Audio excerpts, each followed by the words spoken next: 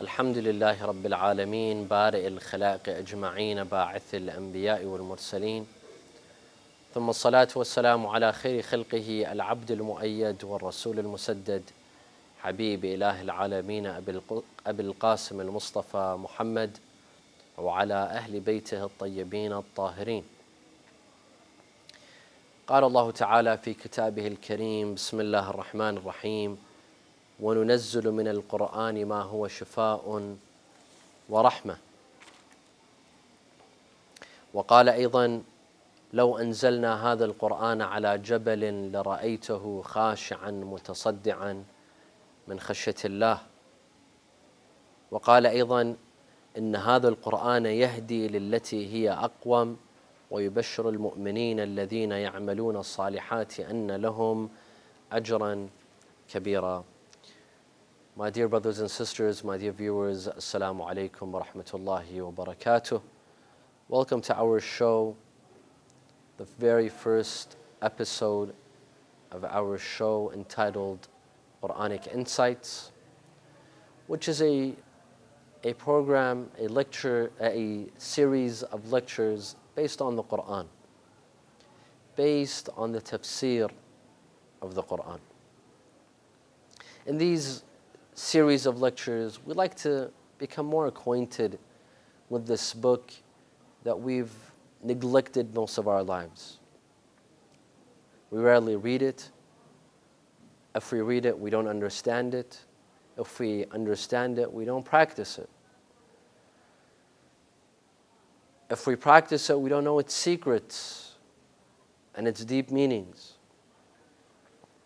The goal of these lecture series is to become acquainted with this book, the holy book, the greatest book in our lives, the Holy Quran, Al-Quran Al-Kareem. Why have we chosen in these lecture series to discuss the Holy Quran? The Holy Quran is a book. Some might say there's hundreds of other books, academic books, books that their authors have spent a lot of time on and research, books full of theories. But why, out of all these hundreds, maybe thousands of other books, why have we chosen the Holy Quran? First of all, the Quran is not an ordinary book. Every other book is written by a human being, by a person, by a man, while the Quran wasn't authored by a human being. Not even Rasulullah sallallahu alaihi wasallam. There are some non-Muslims, of course, believe that the Quran is a book written by our messenger, Rasulullah sallallahu alaihi wasallam. This is wrong. We Muslims believe that the Quran, from the beginning till the end, is fully by Allah subhanahu wa ta'ala. This is one. Number two, the Quran is a book of guidance for us. This is why we'd like to concentrate on the Quran and make it the center of our discussion, the theme of our discussion. The Quran is a book of guidance. The Quran was revealed from Allah subhanahu wa ta'ala to humanity to guide us, to bring us to the right path, to teach us. The Quran is a book of revolution. It's a revolutionary book, but not a political revolution, but a revolution to change our minds, our hearts, and our spirits. It's a book of change. It's a book of transformation. This is why we'd like to put the Quran as the central theme of our discussions. The Quran contains the foundation to our belief system. We Muslims, what do we believe in? Our beliefs, our ideology, our theology, it all stems from the Quran.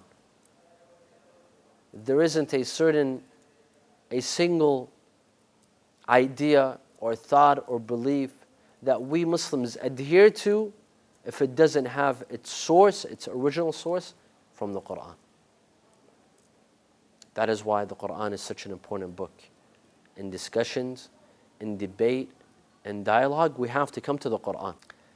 Those who disagree amongst Islamic schools, those who have certain beliefs, others have various beliefs, what should be the scale? What should be the scale between these schools of thought? A hadith? No. Why not a hadith? Because we followers of Ahlul Bayt, we have certain ahadith that we believe are authentic and are correct, but our opponents wouldn't agree. They wouldn't accept our books. For example, if we tell them that we have a hadith in Bihar al-Anwar or Al-Kafi or other hadith books in our schools of thought, our opponents doesn't accept these books, doesn't accept our hadith.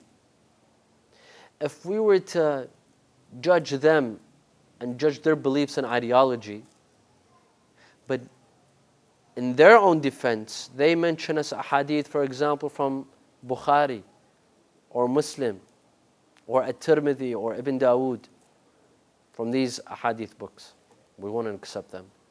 Because to us, followers of Ahlul Bayt, those books are unreliable. And the hadith in them, a great majority of them, are unreliable. But whether you're a Shia Muslim or a Sunni Muslim, you won't disagree over the Qur'an. The Qur'an is one. No matter who you follow, which school of thought you follow, the Qur'an is one. We can always come back and resort to the Qur'an and say that let the Qur'an be the judge. What do you believe in? Do you believe that the Khilafah was based on Shura? Let's come and see in the Qur'an. Is the Shura mentioned? Followers of Ahlul Bayt believe that the Imamah is by divine appointment. Allah subhanahu wa ta'ala appoints the Imam. Is this in the Qur'an? Let's come and see. The Qur'an can be the judge. And no one disagrees over the Qur'an. There's no school of thought that says this is legitimate, this is not legitimate, this is authentic, this is not authentic. We all accept the Qur'an 100%. Yes, there might be a debate over the meanings of the Qur'an. And this is what we shall be discussing in these lecture series. This is what we'll be concentrating on, the meanings of the Qur'an. Thus, the Qur'an contains the foundation of our ideology and our theology, our aqa'id, our belief system. Everything that we believe in and adhere to is laid in the Qur'an. The Qur'an also has for us the foundation and contains the general principles and guidelines of our legal system, al-fiqh. The Qur'an has touched upon the general principles and the general guidelines in our fiqh system, in our legal system. Yes, a great deal of the details are not mentioned in the Qur'an. According to some scholars, that the verses that address fiqh matters, legal matters, are up to 500 verses. Others say it's a lot less than that. With repetition, because some laws are repeated because of their significance and importance, with repetition they reach up to 500 verses. Thus, it's much lower than that, it's much less than that if we don't count the repeated laws. These laws, these verses, give the general guidelines to our fiqh, to our legal system. For example, the Qur'an says, أحل الله البيع وحرم الربا. Allah has allowed buying and selling. Anything that's considered buying and selling is lawful. But Allah has forbidden interest. Allah in the Qur'an states, أوفوا بالعقود. If you make a transaction, remain truthful, remain true, keep your promise, and uphold that transaction. That means you can't break your transaction once you've started it. What is halal? What is haram? Is everything by default haram? And what is halal is a minority? It's an exception to the law? Or is it the other way around? Everything is halal, but the exception to the law is certain things that are haram. The Quran tells us that everything is halal. قُلْ لَا أَجِدُ فِي مَا أُوحِيَ إِلَيَّ عَلَى طَعْمٍ أَطْعَمُهُ قُلْ لَا أَجِدُ فِي مَا أُوحِيَ إِلَيَّ مُحَرَّمًا عَلَى طَعْمٍ أَطْعَمُهُ إِلَّا أَن يَكُونَ مِيتَةً أَوْ دَمًا أَوْ لَحْمًا. Say that I do not find from the things that are revealed to me, I don't find anything that is haram except the following. Meaning by default everything is halal, but there's a couple of exceptions. This is a general guideline. This is a general rule stated in the Quran. Without details. The details we receive from Rasulullah sallallahu alaihi wasallam, and after him, those who have authority. We followers of Ahlul Bayt, we believe those who have authority after him are the Ahlul Bayt. Others believe that with the end of the Prophet's life, there's no more legislation. No one can legislate anymore. Of course, they disagree on this subject. Some say we could follow the Sahaba. If the Sahaba stated a law or performed an act, that means that act is permissible. That means basically the Sahaba have the right to legislate. We disagree. We believe that the Sahaba do not have the right to legislate. Those who have the right to legislate are the Ahlul Bayt. We shall come to this, insha'Allah, in our series, and this is one of the topics that we shall discuss. Who has the right to legislate after Rasulullah sallallahu alaihi wasallam? Did even Rasulullah have the right to legislate? Was Rasulullah a legislator of law? Or it's only Allah subhanahu wa ta'ala? And Rasulullah was only showing the details. He was showing us the details. These are topics that we shall talk about, inshallah. The Quran also contains a moral system, a moral code of conduct, ethics and morals, al-akhlaq.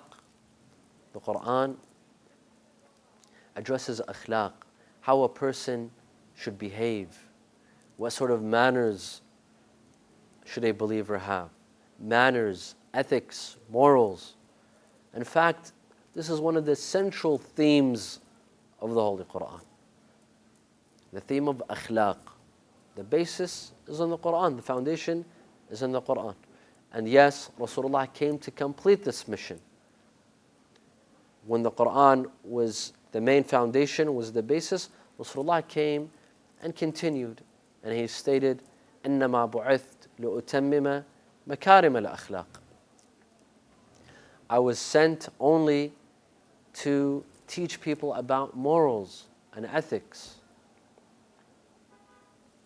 The Quran also speaks, the Holy Quran also speaks of former nations, former prophets, emperors. Basically, it contains a great deal of stories and history. Our history, the history of former nations and prophets, its foundation is laid in the Quran. Thus, that is why we would like to put the Quran right at the center. And unfortunately, the Quran has been neglected. We have forgotten the Quran. Even in some of our beliefs and ideology, we have neglected the Quran. While the Quran should be the main source of our ideology. When we argue, when we defend our school of thought, it should be from the Quran. It's the most powerful, it's the easiest, most powerful tool to prove our ideology and our theology and our school of thought, our principles, our beliefs. Yet the Quran has been neglected. The Quran has been forgotten. Rasulullah would complain that his nation has neglected this Qur'an. Allah subhanahu wa ta'ala states in the Qur'an, وَقَالَ الرَّسُولُ يَا رَبِّ إِنَّ قَوْمِ اتَّخَذُوا هَذَا الْقُرْآنَ مَهْجُورًا. And the messenger, our messenger, would say, "O Allah, my Lord, people have taken this book by abandonment. They've abandoned, they've neglected, they've ignored this book." Even though Rasulullah sallallahu alayhi wa himself would concentrate on the Qur'an. He would tell us to read the Qur'an. He would tell us to contemplate over the Qur'an. And he himself stated, "Inni tarikun fikum al-thaqalayn kitab Allah wa atrati ahl bayti. Ma in tamassaktum bihima lan tadillu ba'di abada." That I leave two heavy things behind me, the Qur'an and my family. As long as you hold closely to both of them, you shall never go astray. You shall never go astray. The reason why the Islamic civilization went down was because they abandoned the Qur'an. Look at Muslims today. Compare Muslims today to Muslims 1,000 years ago. Muslims 1,000 years ago, the Islamic civilization was the greatest civilization in the world. Every other nation, every other civilization was benefiting and living off of the Islamic civilization. For example, when we read about the modern sciences today, like algebra, trigonometry, geometry, even biology, alchemy, chemistry, geography, these were all sciences founded by Islamic scholars. By Islamic scholars. Alchemy was founded, chemistry and alchemy was founded by Jabir ibn Hayyan. Algebra was founded by Al-Khwarizmi, and so on and so forth. These were the scholars that founded these sciences, and other civilizations, especially the European civilization, have benefited from the contributions and achievements of the Islamic nation. A book called Al-Qanun fi al-Tib by a well-known scholar from the Islamic nation. This book was taught in European universities and European medical schools for centuries. The Islamic nation was known for its achievements, was known for its contributions. Even gadgets they would create. They would think of gadgets. The compass, the founders of the compass were Muslims. The compass that was used by Christopher Columbus to discover America, to find America, it was made by a Muslim.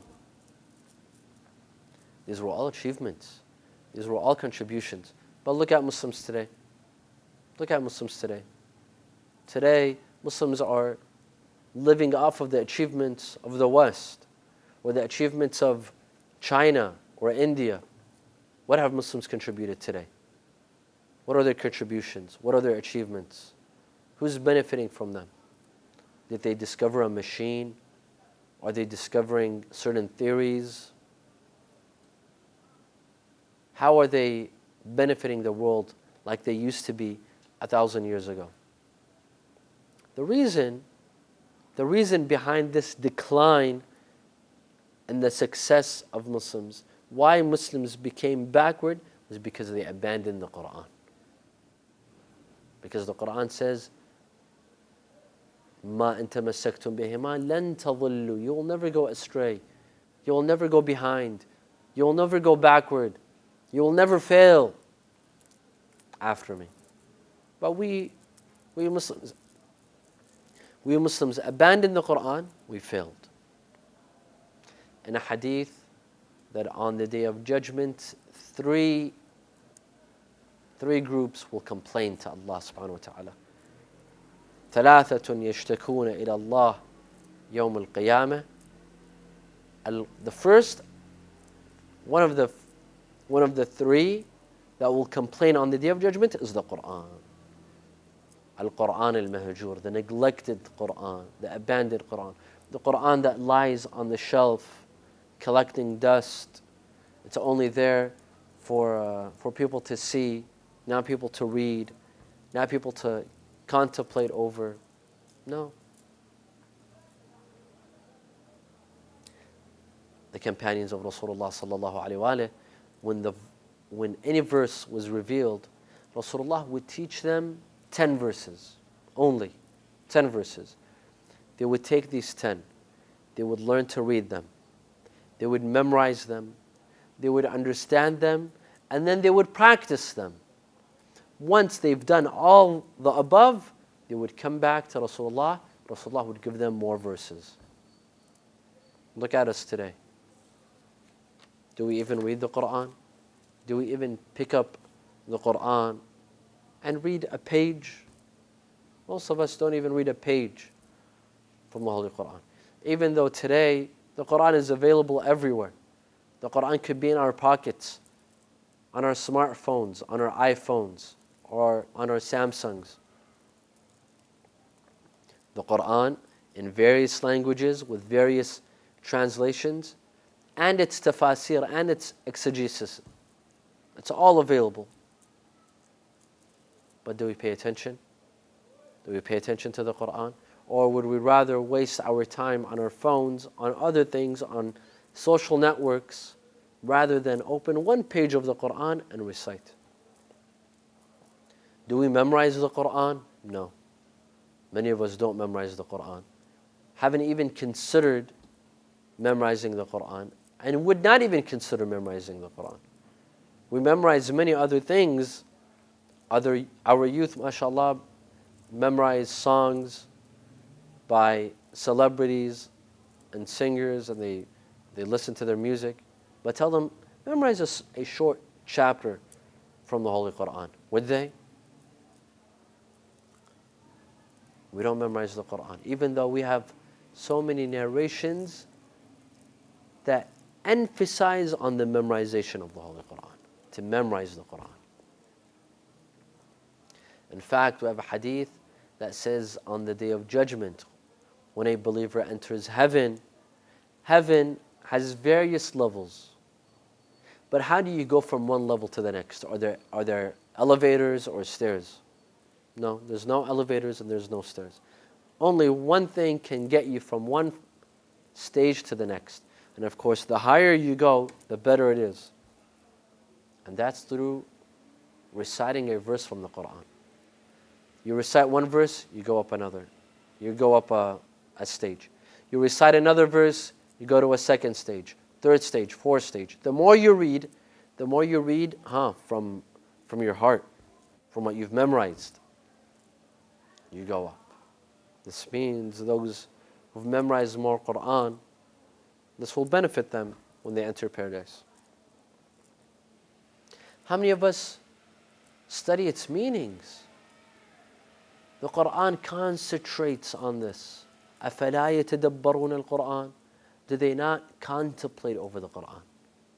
Do they not think over the Qur'an? Do they not ponder over the Qur'an? There are some people that read the Qur'an every day in some parts of the world, and specifically in some countries.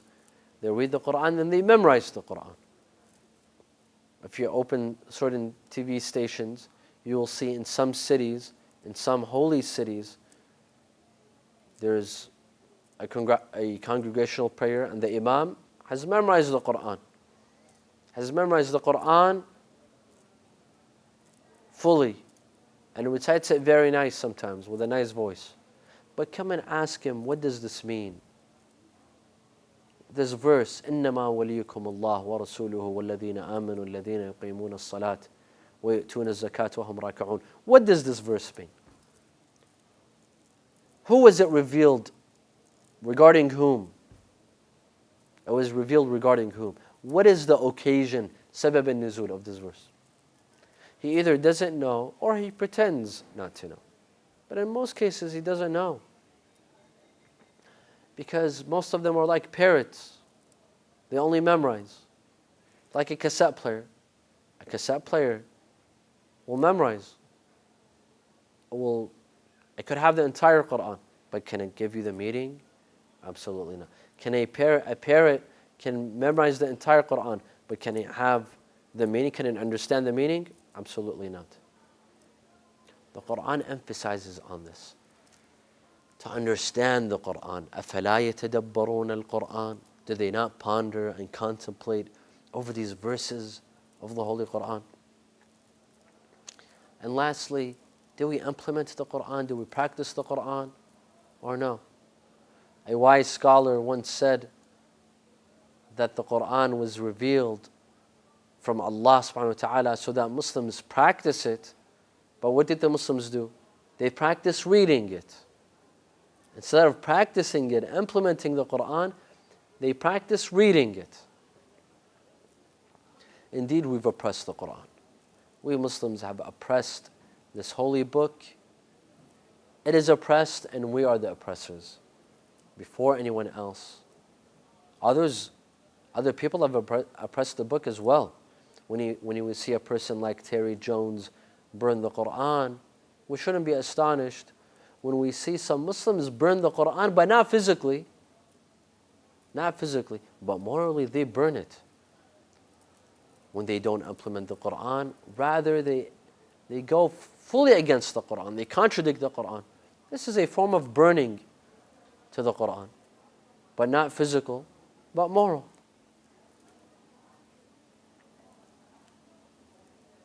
Indeed, we've oppressed the Qur'an. We've neglected the Qur'an. And it's our loss. When we neglect the Qur'an, we are losing. The Qur'an doesn't lose. There are plenty of books on tafsir in various languages, in Arabic, in Farsi, in other languages. In English, there are a few, very, very few, but there are tafasir, there are exegeses. And this lecture series has also aimed to explain the Qur'an, to translate the Qur'an, and to explain the Qur'an, and to offer a tafsir, an explanation, an exegesis of the Holy Qur'an. In English, of course, where there's a shortage of tafasir. In Arabic, there's an abundance of tafasir. And each tafsir has its own perspective. There are some that only look at the hadith aspect. They only concentrate on the hadith that have explained the verses. Others have a philosophical explanation. Others have a scientific approach. Others have a historical approach to the Qur'an. Others have a linguistic, verbal approach to the Qur'an. In Arabic there's an abundance, and in other languages. But in English, there's a shortage when it comes to books and when it comes to lectures. Thus, one of our objectives and aims in these lecture series is to provide a comprehensive academic exegesis, tafsir of the Holy Qur'an in English. However, with a modern perspective, addressing modern topics, addressing topics that matter to us the most today in this day and age. A modern perspective to the Qur'an. A practical perspective. Something that could be implemented and applied and practiced. Because the Qur'an was not just revealed for the generations of 14 centuries ago. The Qur'an is new at any time and in any age. And we can derive new meanings, modern meanings to the Qur'an at any time. That's why the science of tafsir is ongoing. It can never be outdated. A mufassir, someone who performs tafsir, if he applies the correct method, can bring out new meanings and new theories and new explanations to the Holy Qur'an. Ideas and thoughts that former mufassirin never thought of and didn't cross their mind. Because as technology advances, as science advances, as human beings advance, their comprehension and understanding advances, they will discover things in the Qur'an that others never thought of, that it didn't even cross other scholars' minds 100 years ago, 200 years ago, 500 years ago. But today, there are scholars that are discovering new thoughts, new ideas, new theories from the Holy Qur'an. Thus, the Qur'an is always contemporary. The Qur'an is never outdated. Never outdated. The Qur'an is always up to date. It's like, certain programs on your iPhone or on your computer. They need to be up to date. You'll get a message saying, update this program or that program. The Qur'an doesn't require any updating. It's updated by itself. But all it requires is someone bright, someone who understands the Qur'an, and someone understands his time to come and apply the Qur'an to his time and bring out new theories, bring out new ideas, bring out new discussions from the Qur'an. In a hadith by Imam Rida alayhi afdal as-salatu was-salam, he says, إن الله لم يجعله لزمان دون زمان ولا لناس دون ناس فهو في كل زمان جديد.